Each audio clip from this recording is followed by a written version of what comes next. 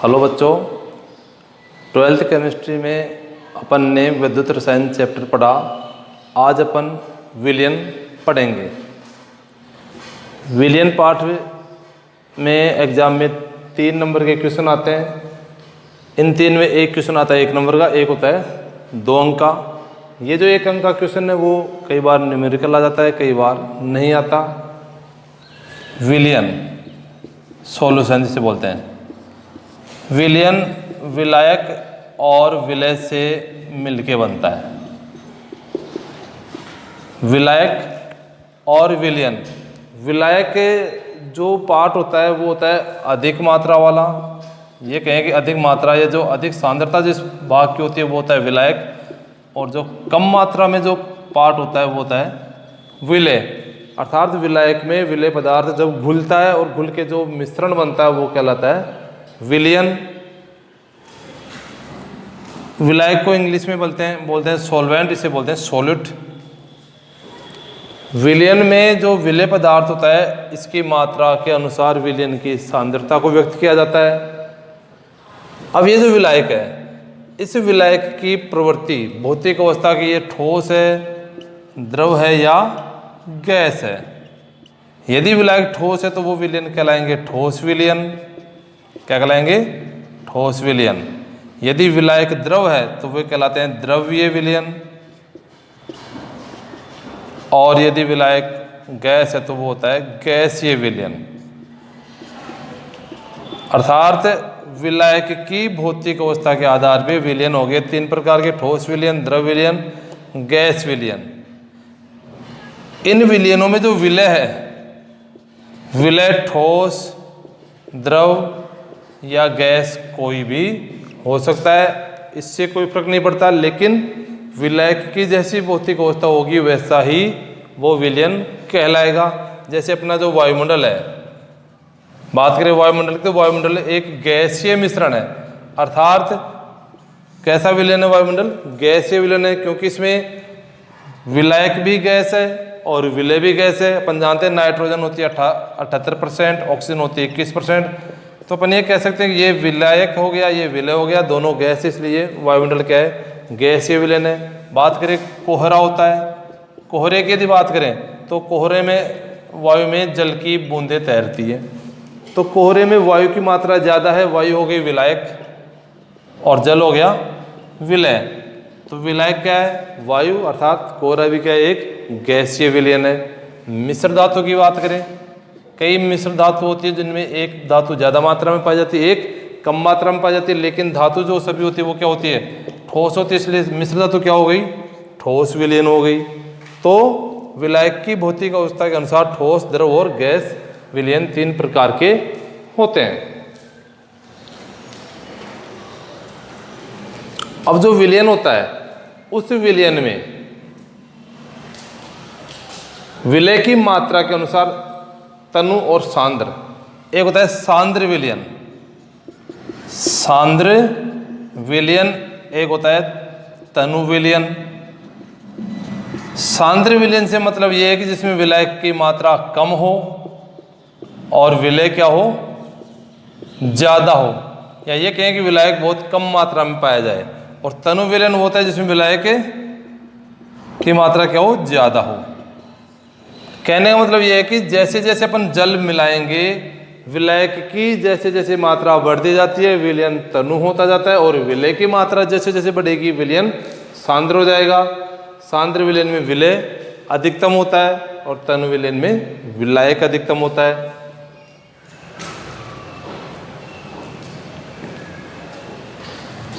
इसी प्रकार एक होता है संतृप्त विलयन, संतृप्त विलयन, और एक होता है असंतृप्त विलयन। बात आती है संतृप्त विलयन क्या होता है? संतृप्त विलयन से मतलब है कि निश्चित ताप पर, ताप क्या हो? निश्चित हो, निश्चित ताप हो, और विलायक का आयतन जब निश्चित हो, विलायक का आयतन भी क्या हो? निश्चित हो। ये 2 कंडीशन है कि निश्चित ताप पर किसी विलायक के निश्चित आयतन में घुली हुई विलय की मात्रा घुली हुई विलेय की अधिकतम मात्रा, दोबारा सुनिए, कि निश्चित ताप पर किसी विलायक के निश्चित आयतन में जब विलेय की अधिकतम मात्रा को घोल दिया जाए, विलेय की अधिकतम मात्रा को जब घोल दिया जाए, जितना विलेय घुल सकता है उतना उसमें घोल दिया जाए, तो जो विलयन बनता है वो कहलाता है संतृप्त विलयन। अर्थात इस विलयन में, इन कंडीशन में, उन्हीं परिस्थितियों में यदि अपन और विलेय डालेंगे तो वो और जो विलेय वो क्या रहेगा, उसमें अविलेय रहेगा, नहीं घुलेगा। तो संतृप्त विलयन का मतलब यह है सीधे शब्दों में कि किसी विलायक में जितना विलेय घुल सके उसको अपन घोल दें, और उस विलेय की अधिकतम मात्रा को घोलने के पश्चात जो विलयन तैयार होगा वो कहलाएगा संतृप्त विलयन, सैचुरेटेड सॉल्यूशन। असंतृप्त विलयन की बात करें तो असंतृप्त विलयन वो होता है कि निश्चित ताप पर किसी विलायक के निश्चित आयतन में यदि विलेय की और मात्रा घुल सके, और मात्रा घोली जा सके, तो वो कहलाएगा असंतृप्त विलयन। अर्थात उन्हीं परिस्थितियों में इस विलयन में अपन विलेय और घोल सकते हैं। जैसे मान लीजिए, थोड़ी देर के लिए मैं बताऊं, जैसे चीनी का घोल है। अब अपन ये माने कि जैसे 1 लीटर पानी में 200 ग्राम चीनी घुली हुई है, तो चीनी को 1 ग्राम से लेके 200 ग्राम तक चीनी अपन घोलेंगे तो वो घुल जाएगी इन कंडीशन में। लेकिन इसके बाद में यदि अपन 0.1 ग्राम चीनी एक्स्ट्रा डालेंगे, वो क्या रहे, इसमें अविलेय रहे, तो ये हो गया संतृप्त विलयन। और यदि इसी कंडीशन में और 200 ग्राम से ऊपर 201, 2, 3 ग्राम चीनी डालें, वो घुल जाए, तो वो होगा असंतृप्त विलयन। तो विलेय की मात्रा के अनुसार विलयन दो हो गए, संतृप्त विलयन और असंतृप्त विलयन। इसके बाद में हम एक शब्द आता है सांद्रता, कि विलयन की सांद्रता को व्यक्त करना। सांद्रता को कैसे व्यक्त करते हैं? अब सांद्रता को प्रदर्शित करने के कई तरीके हैं। सांद्रता को मोलरता, नॉर्मलता, मोल अंश, द्रव्यमान प्रतिशत, कई रूपों में प्रदर्शित किया जाता है। सांद्रता को किस रूप में प्रदर्शित करते हैं वो निर्भर करता है विलेय पर। बात करते हैं सांद्रता होती क्या है, तो एक्चुअली में जो सांद्रता होती है वो होती है विलेय की मात्रा। किसी भी विलयन में जो विलेय घुला हुआ है उस विलेय की मात्रा के बारे में ज्ञान कराती है सांद्रता, कि विलेय कितना घुला हुआ है। अब ये जो विलेय है वो विलेय भाई द्रव हो सकता है, ठोस हो सकता है। विलेय क्या हो सकता है, द्रव या ठोस। विलेय अलग अलग रूपों में विलयन में पाया जा सकता है। भाई जैसे ठोस रूप में घुला हो, द्रव रूप में घुला हो, या विलेय के मोल घुले हों। तो इस प्रकार से विलेय विलयन में कई रूपों में पाया जाता है। इसलिए विलयन की सांद्रता को प्रदर्शित करने के तरीके भी अलग अलग, अर्थात सांद्रता को कई तरीकों से प्रदर्शित किया जाता है। तो पहली बात रहे कि यदि विलेय क्या हो कि मात्रा दे रखी हो, मात्रा से मतलब है या तो ग्राम में भार दे रखा हो या आयतन यदि उसका दे रखा है। विलेय की क्या दे रखी है, मात्रा यदि दे रखी है, तो सांद्रता को कैसे व्यक्त करेंगे। यदि मात्रा दे रखी है तो सांद्रता को 4 प्रकार से व्यक्त करते हैं। पहला होता है द्रव्यमान प्रतिशत। द्रव्यमान प्रतिशत,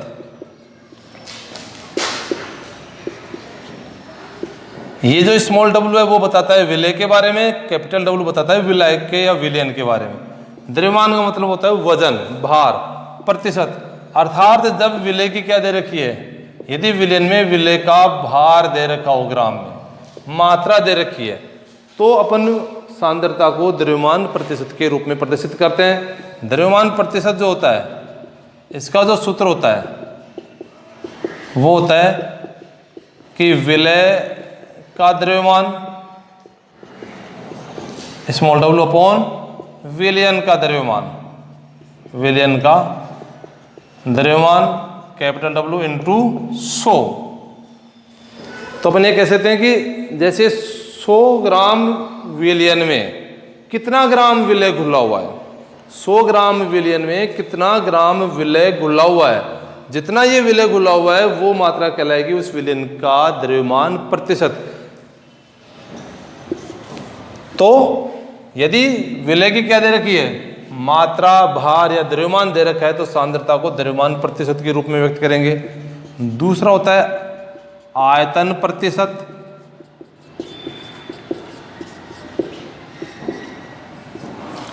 आयतन प्रतिशत की यदि बात करें, जब विलेय का दे रखा हो आयतन ml में, क्या दिया हो, आयतन यदि दे रखा है विलेय का, विलयन का आयतन दे रखा है तो सांद्रता को आयतन प्रतिशत के रूप में प्रदर्शित करते हैं। आयतन प्रतिशत का फॉर्मूला होता है आयतन प्रतिशत बराबर वही कि विलेय का आयतन स्मॉल v अपॉन विलयन का आयतन गुणा 100। वही बात आ गई कि 100 ml विलयन अपन लें, 100 ml विलयन में जितना ml विलेय घुला हुआ है वो क्या होगा, उस विलयन का आयतन प्रतिशत होगा। तो दोबारा देखिए कि यदि मात्रा देंगे तो द्रव्यमान प्रतिशत, आयतन दे तो आयतन प्रतिशत के रूप में सांद्रता को व्यक्त करेंगे। और कई बार क्या होता है कि एक होता है द्रव्यमान आयतन प्रतिशत, द्रव्यमान आयतन प्रतिशत small w upon capital V। इसमें क्या होता है कि यदि विलेय का तो दे रखा है द्रव्यमान, विलेय का क्या दे रखा हो, वजन दे रखा हो, द्रव्यमान दे रखा हो, और विलयन का यदि आयतन दे रखा है तो सांद्रता को दर्शाएंगे द्रव्यमान आयतन प्रतिशत में। द्रव्यमान आयतन प्रतिशत कब, जब विलेय का दो द्रव्यमान दे और विलयन का आयतन दे। तो इसका फॉर्मूला हो जाएगा कि विलेय की तो मात्रा, क्योंकि मात्रा है द्रव्यमान ग्राम में आएगा, अपॉन विलयन का आयतन ml में गुणा 100। तो ये जो तीन प्रकार से सांद्रता को व्यक्त करेंगे, कब करेंगे, जब विलेय या विलयन की मात्रा या आयतन दिया हो। जैसे अपन एक क्वेश्चन देखें, कई बार क्वेश्चन आता है कि 5 ग्राम विलयन, क्वेश्चन है कि 5 ग्राम NaOH को घोलकर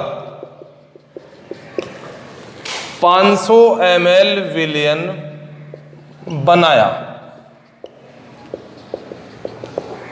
तब सांद्रता क्या होगी। तो यहां पे देखिए 5 ग्राम, ग्राम का मतलब विलेय की मात्रा जो दे रखी है, इस क्वेश्चन में क्या दे रखा है कि जो विलेय की मात्रा दे रखी है वो दे रखी है 5 ग्राम में द्रव्यमान दे रखा है विलेय का, और विलयन का क्या दे रखा है, ये आयतन, विलयन का आयतन दिया हुआ है। तो यहां पर जो सांद्रता आएगी वो आएगी द्रव्यमान आयतन प्रतिशत के रूप में आएगी, और सांद्रता हो जाएगी द्रव्यमान अपॉन V आयतन प्रतिशत बराबर क्या होगा, अपन ने पढ़ा विलेय की मात्रा कितनी है 5 ग्राम, अपॉन विलयन का आयतन कितना है 500 ml गुणा 100 बराबर 1%। यानी कि इस विलयन की जो सांद्रता होगी वो होगी द्रव्यमान आयतन प्रतिशत में हो जाएगी 1%। ठीक। अब कई बार क्या होता है कि विलेय की बहुत ही सूक्ष्म मात्रा दी जाए, एक राशि होती है ppm, पार्ट प्रति मिलियन। इसे कब यूज करते हैं कि जब विलेय की अति सूक्ष्म मात्रा दी हो, विलेय की मात्रा क्या हो, अति सूक्ष्म हो, बहुत ही सूक्ष्म हो। जैसे ये कहें कि 0.001 ग्राम में दे विलेय की मात्रा, बहुत ही सूक्ष्म यदि विलेय की मात्रा दी हुई है, उस स्थिति में सांद्रता को ppm में प्रदर्शित करते हैं। और ppm का जो फॉर्मूला होता है, ppm बराबर होता है वही विलेय का भार या मात्रा द्रव्यमान अपॉन विलयन का भार गुणा 10⁶। सीधे शब्दों में ये कह सकते हैं कि 1,00,000 भागों में विलेय का कितना भाग है, 1,00,000 भागों में जितना भाग विलेय है वो होगा ppm। तो ये 4 तरीके जो बताए मैंने, द्रव्यमान प्रतिशत, आयतन प्रतिशत, द्रव्यमान आयतन प्रतिशत और ppm, ये 4 जो तरीके हैं उनमें सांद्रता को व्यक्त कब करेंगे, जब विलेय या विलयन की आयतन दिया हो, मात्रा दी हो। और इसके बाद में अपन देखेंगे मोल के बारे में।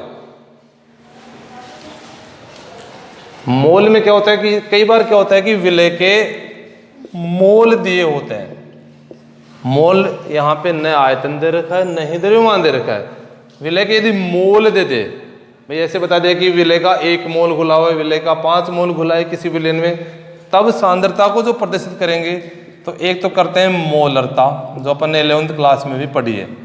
मोलरता, मोलरता आपने खूब पढ़ी है कि 1 लीटर विलयन में घुले हुए विलय के मोलों की संख्या, 1 लीटर विलयन में घुले हुए विलय के मोलों की संख्या ही उस विलयन की मोलरता कहलाती है।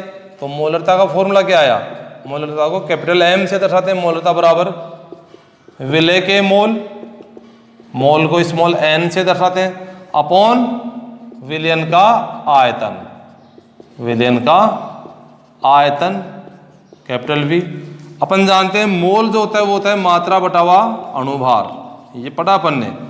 मात्रा W अपॉन अणुभार होता है कैपिटल M। मोल क्या होता है? मात्रा बटा अणुभार। तो मोलरता का फॉर्मूला निकल के आएगा, मोलरता बराबर हो गई मात्रा, विलय की मात्रा अपॉन विलय का अणुभार गुणा 1/V। यदि लीटर में दे विलयन का आयतन तो यह आएगा, और यदि आयतन अपन को ml में दिया हो, आयतन क्या हो विलयन का ml में दिया हो, तो यह आएगा फॉर्मूला अपना, यह आएगा V ml में। ये दोनों सूत्र जो होते हैं वो मोलरता को बताते हैं। ये फॉर्मूला कब आएगा? जब विलयन का आयतन दे रखा हो, लीटर में दे रखा हो। ये कब आएगा? जब विलयन का आयतन ml में दे रखा हो।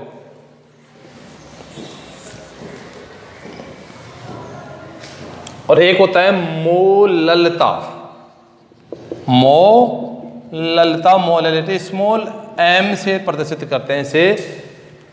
देखिए मोलरता में तो क्या आ रहा है? विलयन का आयतन, और मोललता में क्या आएगा? विलायक का भार, वजन।